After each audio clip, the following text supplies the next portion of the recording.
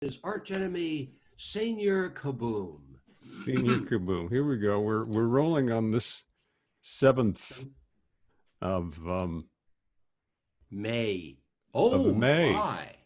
and here we are. There it is.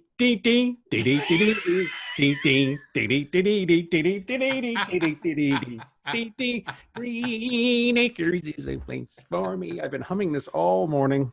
Fred Ziffel. After reading Aaron Derfel's report on how the Quebec Health Ministry is still using fax machines. Good Lord. Yeah. Anyway, can you see my my obelisk Brilliant. here? There you go. My It looks like a goodness. piece of there's the obelisk. looks like a piece of poorly assembled IKEA furniture that fell off the back of a truck on the Metropolitan in the middle of February, but that's what it is. What? What's that? It's our obelisk. That's right. Drive around it. Drive around it. Yeah, it's still tumbling towards right. us. So I slapped that bitch together with just leftover stuff. There's the And pergola. baling wire. There's the pergola that I stained with, of course, my that looks quite nice. Yes, with all of the sweat and tears. It took me 3 hours. And behind there, you can see the herb garden, which is in the process of being set up with the chicken wire. And of course, you can see. Can you see the old shovel lying up against the side of the thing there? The yard is littered with the stuff that my spouse picks up. There's an old lawnmower. There's an old tub.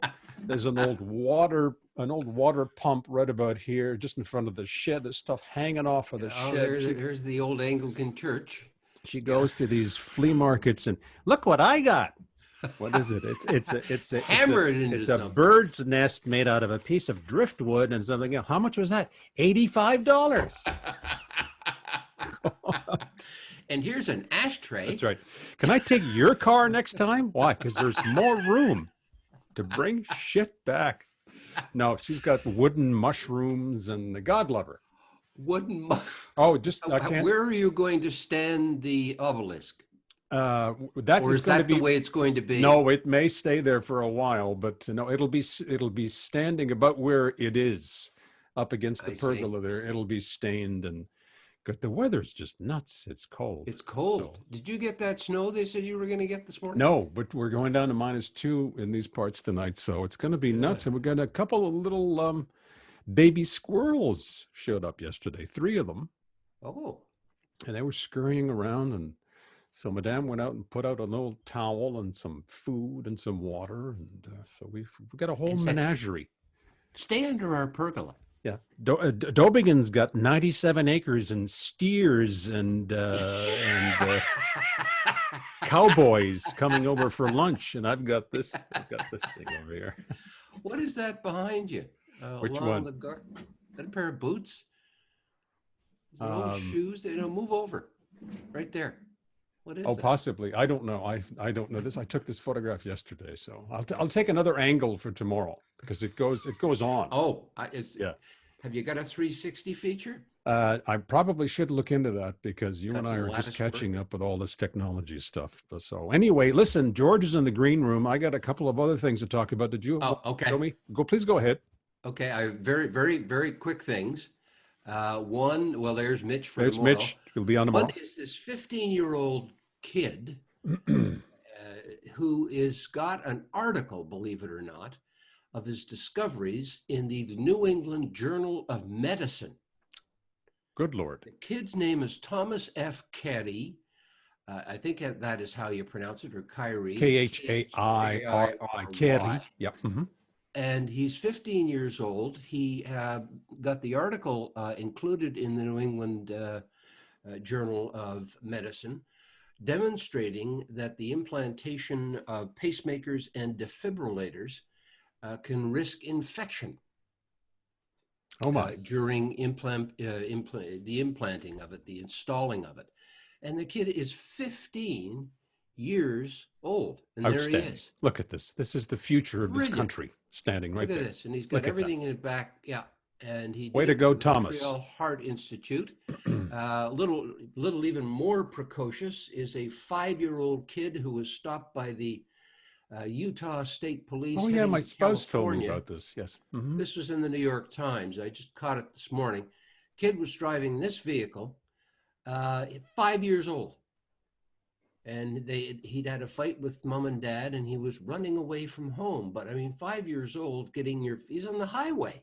Yeah. Getting your feet to the accelerator and steering. They couldn't see over anyway. He'd had a fight with mom and dad, and but when he was driving this vehicle between Ogden and the California line. Well, at least there was very little traffic. And the cop looks in and like that. Yeah. And then on the other end of the petri dish is this woman in Kentucky who said, "I can't breathe with my face mask on." So what did she do? She cut a hole. There you go. Absolutely brilliant. We're going to be seeing a lot of that. What's that? We're going to be seeing a lot of that in the coming months. People who don't know how to wear these masks. But anyway, I can't believe it. This is in the state in Kentucky where Mitch McConnell gets more money per capita from the federal government for health care, teachers. Kids only go to school 3 days a week in Kentucky because they don't have enough teachers. And this is my Washzilla, something I bought, which is based on Japanese technology. You do not need detergent. And I was very, very skeptical. And I've had it now for a month. It washes clothing wonderfully. Without detergent. Without detergent. No detergent whatsoever. You don't put anything in there like a chinchilla or anything like that? Well, there have been strange noises from them. Yeah. Okay, so I'm very happy with it. I think that's absolutely ludicrous. Absolutely ridiculous. And I don't hey. It's a good thing we're teleconferencing, because I don't know that I don't want to be anywhere near you, since you don't use detergent in your washer. God. Really? Hey, it works. I was skeptical myself. It does my work. Goodness. Okay. I thought just one thing to show you. This week, a new product appeared on the marketplace here in Quebec. It is bread made with cricket flour. And the name of the bread is a play on words en français. Grillon de pain. Un grillon is a cricket en français. And grillon, of course, as a grille pain, which means toasting. So grillon le pain. Crick bread is what they call it. And apparently high in B12 and protein and fiber. And it's on sale now at a store near you. I'm going to try some.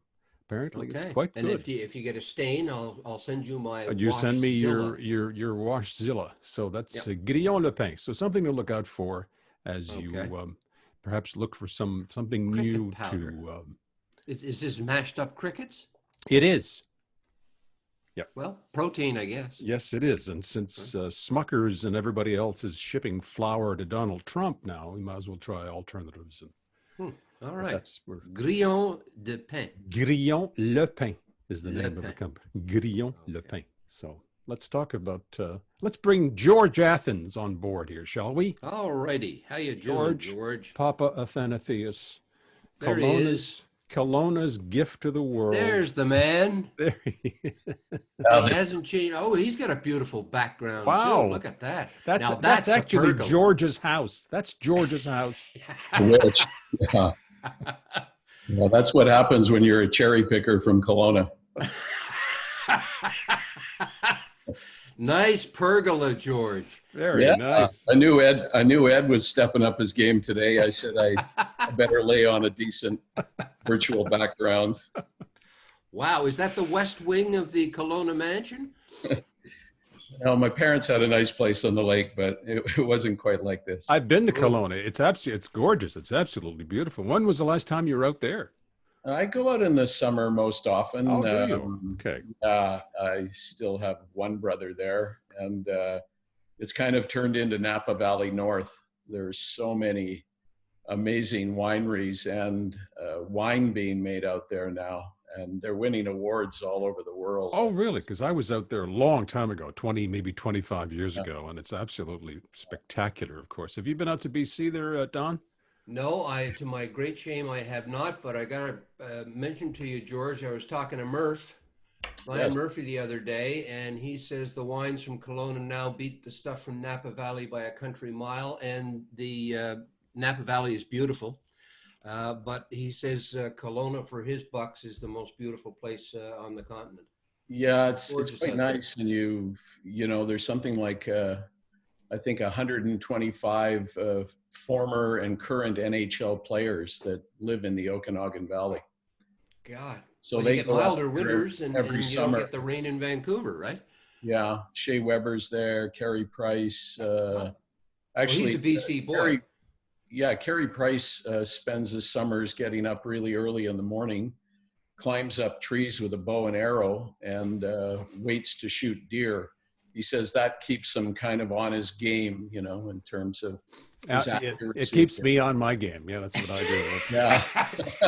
I did that for 5 years, George. I know what the, he's talking about. I shoot squirrels from the shed here. I'm not going walking early in the morning anymore there. No. Stay out of Saint certainly not with Stash. a bow and arrow in your hand. Stay out of the stash if you know what's good for you. So, George, did you? I guess you started your skiing activities, your water skiing activities in Kelowna, I presume. Yes. Yeah, we lived right on the beach, and my parents were both involved in sports. My father was an Olympic diver. He actually went to school at McGill. He played in 5 college sports and was on the Olympic diving team, and also had 2 part-time jobs. But when he moved back and became a doctor in Kelowna, we were living on the lake, and I learned how to ski on one of my mother's old ironing boards when I was 4 years old. No. You're making that shit up. No, No. I don't believe that. My God, you're a the early Lincoln. days of That's wakeboarding. right. Yeah, there was no air, right, in those days, right? Well, I lived right next to the guy that made was Canada's largest winery, Kelowna Wine, and those were the screw tops and the apple jacks and the berry jacks and everything. I remember There's going. nothing wrong with that, George. Yeah, I remember going to a banquet one night, and the president of the winery was there, and he was making a speech. I think it was a Friday night, and he toasted everybody, and he smelled the glass, and he said, "Thursday, it was a great day." The wines have improved dramatically since then. I guess so. Well, the Bennett boys were Kelowna boys, weren't they? Yeah, I grew up knowing the premier and his son, Bill Bennett Jr., who was also the premier at one time. In fact, I used to go into the hardware store that they ran in Kelowna, and I'd buy various things from Bill for my water skis and stuff like that. And I remember making a speech one night, and he was there. And I said, gee, when I was younger, I used to walk into Bennett's Hardware and I would buy screws for my water skis. Now he's screwing the whole province. Did Bill laugh? Yeah, kind of. Kinda. Yeah. You've got my vote, Mr. Premier. Yeah. They were okay guys. They owned a lot of land in Kelowna, that's for sure. Yeah, big time. So you went on to compete in the Olympics as well. Yes. No, water skiing was never an Olympic sport, but Oh. It got close. It was a demonstration sport. Oh, I see. So I ended up making the national water ski team when I was, I think, 11 years old. I skied in my first world championship when I was 13. I placed 4th. And then the next world tournament, I won my first world tournament in 71 in Banola, Spain, and then repeated it 2 years later, defended my title in Bogota, Colombia. And then after that, I kind of won just about every water ski tournament in the world, including the US Masters. And then it was, I injured myself, and I guess that was somebody's way of saying, you know, maybe you should do something else with the rest of your life. I really didn't want to end up selling water skis in a Canadian Tire store, you know. Right. So, yeah.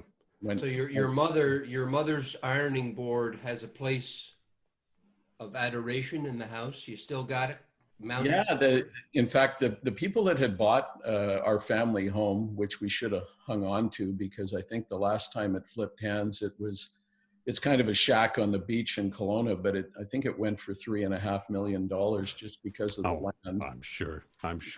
My brother and I might have been able to use that. So they had built a room in the back of it. This was an Austrian guy who owned a company called Doppelmayr. They make all the snow ski lifts. So he was living there with his wife, and they turned one of the rooms into like a fantasy suite with all my water skis in there and family photos and everything. And they were renting it on Airbnb. And yet I never got a commission on anything, any of the night stays. I never got anything. Can we get the George Athans suite, please? Well, there was only one of them in there. Can I see the ironing board? Yeah, I'll send you the video later. I have that somewhere. Wow. So what is the place still extant, George, or have they built it up? Or well, what they did recently is a developer bought a whole parcel of land, and he bulldozed all the family homes and everything. That's kind of shame. All my neighbors that I grew up with and everything. So supposed to be progress. I don't know. Wow. So what brought you out here? Did you come out directly out to Montreal from there? Or? Well, there was a few things. There water skiing things were going on around here, but I wanted to go film school, and there wasn't many around. Concordia had one. So, and then there was a French Canadian girl at the time. So it was a combination of those things. That will happen. Yeah, I did 1 year of school and had plans to get back to Kelowna, but life kind of got in the way, and I ended up back over here and then working with Youth Suspects. Yeah, which was quite an experience, one that I still talk about to this day. Dave, yeah, work your mic closer there, Dave. We can't hear you. Already, will do. Yeah, I enjoyed that so much because, every night, there was such a great team of people that worked in there. A lot of the management couldn't organize a one-car parade, but the people that we've worked alluded there, to that. Yeah. the journalists, many of who went on to work, international assignments for CBC, CTV, a great bunch of guys. But I think you could ask for more humor than late night news watch with Ivan. I was always looking forward to what he had up his sleeve. If it wasn't cutlery, it was certainly something else. That rubber boot one I use when I do media training too. I try to show people that I once had hair, and and I play them that clip. So and they get to see George sitting in the. Now, do you remember the night when I think that the hockey game ran late or something, or there was a power failure, and you came running down, and your script hadn't been split yet, and I know nothing about sports, and I'm sitting there yammering live, waiting for George to show up in studio because there was a power failure at a hockey game somewhere. Oh, wasn't that a Boston hockey game at the old Forum, George?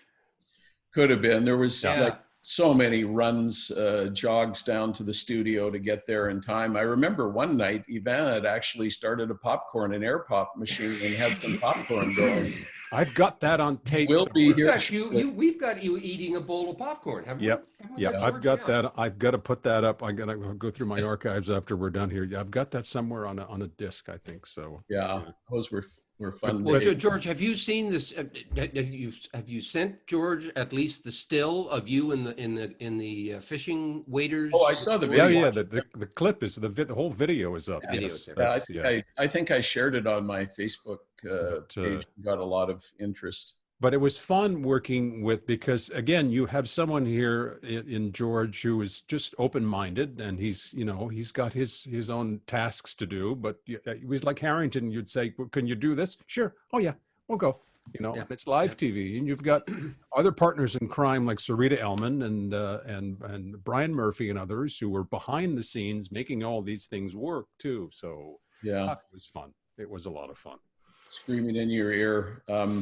So remember that guy? Do you remember that guy, Phil Time? Well, let's do it now. So out this way now, you're also an entrepreneur. You're a filmmaker. You're a producer. You've been involved. I'm doing this from memory now. You worked with the Fireworks Festival. You've done independent productions of all kinds and everything else.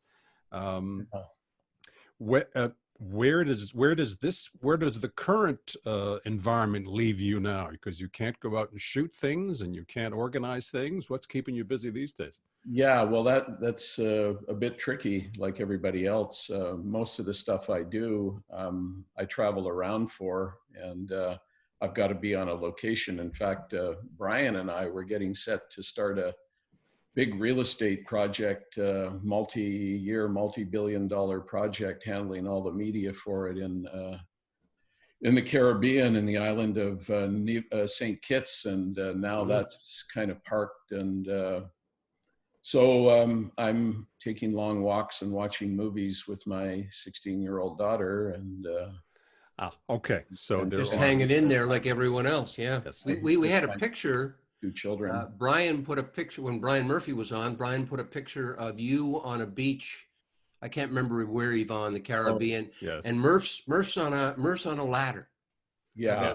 Yeah. 300 And feet away. George is the one who's closer to the pretty girl than Yeah. Murph is. Yeah. Yeah. Yeah, that was a worldwide TV special we did on Barbados, and so we spent months going back and forth there. In fact, I've worked in Barbados for maybe 20 years doing TV productions. One of them was a workout program that I sold to the tourist board and a bunch of other people, which was really going to promote the island and all its beautiful destinations. And it turned out to be one of the best fitness programs in the world, and we distributed it to something like 100 countries, and 100 million people were watching it every day. Wow, especially these days, I'm sure.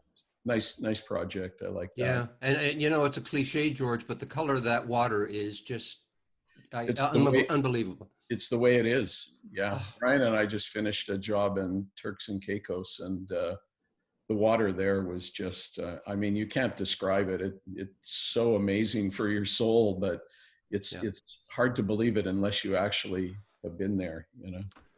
Beautiful. So there will be a longing to return for some time too, I guess. And yeah, absolutely. I've been kind of lucky. A lot of the projects that I've done have taken me all over the world, and you know, I have to create them. I have to come up with a vision and idea for them. But it all started when I got fired from the CBC. I think I made it through 8 executive producers, and then the last one fired me. Everyone had a different vision about the way the show would work, as you guys know. Yeah, and the last one got rid of me, saying that he thought I could probably do better in the real world than the other people that were hanging around. So good luck and bye-bye. But first job I ever did was for a construction company called McGill Construction that built the Bell Center and the IBM Tower and everything. And they wanted a video. So I walked in there and said, sure, I'll do the video. And then they said, well, how about a corporate brochure? I said, well, I never told them, but I said, oh yeah, I can do that. Sure. And that's what a good freelancer does. Yeah. Hooked up with a great designer in Vancouver, and we ended up doing 3 or 4 brochures. And before too long, I became the communications guy for the whole construction company for about 10 years. And not that it was an everyday job, but it was a really nice transition from CBC into something where I was making some money and then trying to establish other projects and things. You know, the CBC was a wonderful place to learn with a great bunch of people, a great team like you guys. But, you know, and you could make mistakes and you weren't fired and you did everything. You know, you learned how to read, you learned how to write, to shoot, to edit. Yep. To deal with crises management, to deal with things that didn't work, find solutions. You know, you worked hard, but it was a great place to learn. You know? Yeah, you learned to get a couple of canisters of beer for Charlie during an Expos game. Yes, Charlie Gursky. Yeah, But one day on the way down to the studio, I was a little thirsty and brought it to the set because the one guy who used to put water underneath my desk, and I think that's all he had to do for an 8-hour shift. Yes. Every time I showed up, there was no water. so I'd say, could I have my water? And I think Yvan would say, Monsieur Eponge is here. Mr. Sponge has arrived. So that one day I brought the beer down and I decided, well, I'm not going to get water. I might as well be sipping a beer. And of course, the cameraman or somebody on the floor turned me into the executive producer. And the next day I was in the office. Do you have a drinking problem? There you Perhaps go. we can get you some help. Yeah. And those cameramen in Studio 40, they didn't have a drinking talk about problem. other people's drinking problems. Yeah. Like, often they were on the floor or hanging off the side of the camera for being in the tavern for 4 hours between bits. Tell you this. Tell you a story. I'll tell you the story quickly. When I won't mention the name, but we had 3 cameras. We had 2, 1, 2, and 3, and it was Lucien. Remember Lucien? Yep. Anyway, Lucien would go to the tavern, and he came in 3 sheets to the wind one night, and then he would. But the camera, he didn't lock the camera, so the camera was going up. So I had to do this to read to get the script properly. So one of the guys from 2 or 1 would come in and lock the camera in place, and throw a chair underneath him. He'd get up again in a drunken stupor, unlock the camera, and I'd have to start to adjust to see if I could see the prompter. Oh my God. That I wish I had tape of that, but it was like the teleprompter guy who couldn't speak a word of English, and he was just rolling like one of those one-armed bandits. That's right. They used to train the kids on the weekend, and it was a unilingual francophone. We'd have to explain that the teleprompter in those days, now they're electronic, but in those days they would scotch tape the paper together and run it under a camera, and then you'd see it on your prompter. And it was run from another room, right? And the kid would put it at about 45 miles an hour and just kind of sit back. In the principal's office. Well, and when you're registering all that stuff, and you should be saying and thinking something else, that eventually you just tell the guy to shut it down and you wing it. We could go on. We could go on for a long time. George, listen, the respect and the success that you have earned and that you still have they speak for themselves, my friend, because a lot of people were looking forward to hearing from you this morning. And I'm so pleased to see that you're doing well. Well, I'm pretending to, and it's really nice to hook up with both of you guys. And I've been following you. You've had some great guests. It's entertaining. It's fun, and keep it up. I'm glad you're enjoying it, George. And I want to see the next time. I want to see your mother's ironing board. Okay. Yeah. This is the beginning of it all. This is an icon. But it's owned by some Austrian guy now, so he's going to have to put it on eBay or something. I think when the house was torn down, he grabbed all the artifacts, and it's in his basement in Kelowna. So my next visit, I guess, if I want that stuff, I'll go get it. We have to see it. George, it's great to see you, bud. Thank you. We'll talk to you soon. Okay, take care. Thanks, bud. Bye. Wow, what a fun buy. There's good a guy. Kelowna boy. There's a guy again. He said it well too, which is what I was trying to explain to a day or two ago. Yeah, we're talking a lot of CBC talk, but through those doors went some very talented people like George. Creative people, appreciated folks who've gone on to do many different things, and he's my boy. He certainly is. So I think when we start giving out gifts, we're probably going to start getting gift packs to give to people, aren't we? Like tote bags. We've already got the bags hanging from the pergola. I think we should give them a washilla. Oh, okay. I'm going to look that up. I think you're pulling my leg. I think you're actually. No, I'm not. Honest to God, I've had it for a month. I told you I was going to buy it. I was very skeptical. This is a Japanese. It is Japanese technology. We're going to sell some round eye a $40 plastic ball. Plus tax and exchange. Look at how lovely this shirt is. Oh, round eye will put anything in his washer. And I got a radio out of it too, and a small camera. What's the name of this thing? It's called Washilla. I think it's a play on words of Godzilla. That's a city in Washington State, isn't it? Yeah, that's right. It's near Walla Walla. Yeah.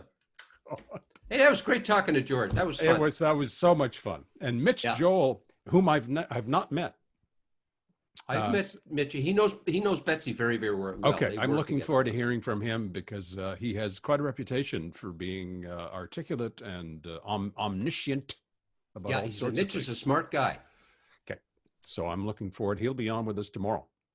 Yeah, and Okay. I'll be on with you tomorrow You as will. well. Yes. And we'll do something with the pergola. And we've got 2 other weeks of booked guests here that we'll talk to you Good about. Lord. All kinds of folks who are more than happy to talk to you and me. There's something desperately wrong with these people. But I love the picture. It's Oh, yeah. and things are starting to bud. I'm Our gonna lilacs get. are starting to bud. I'll get another angle for you tomorrow. Okay, have you got the Hulk of the 47 Hudson somewhere? It's with the propane tank is on this side, and then I've got the little. Yeah, and a 52 Merc. I'll show you the little squirrel nest on this side here tomorrow. Yeah, you got a Batman thing there. Is my mic okay? My mic okay? You're perfectly fine because there's a lot of this going on your face. Weren't you the one when weren't you in the studio once and you turned the microphone on? It was back here. Was that you? It was you. Yes, it was you. The technicians talked about that for months.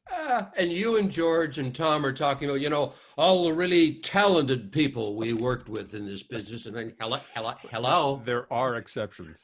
Yeah. God. Well, as somebody once said, even God has a bad day. That's Take care, right. bud. All right, we'll talk to you tomorrow.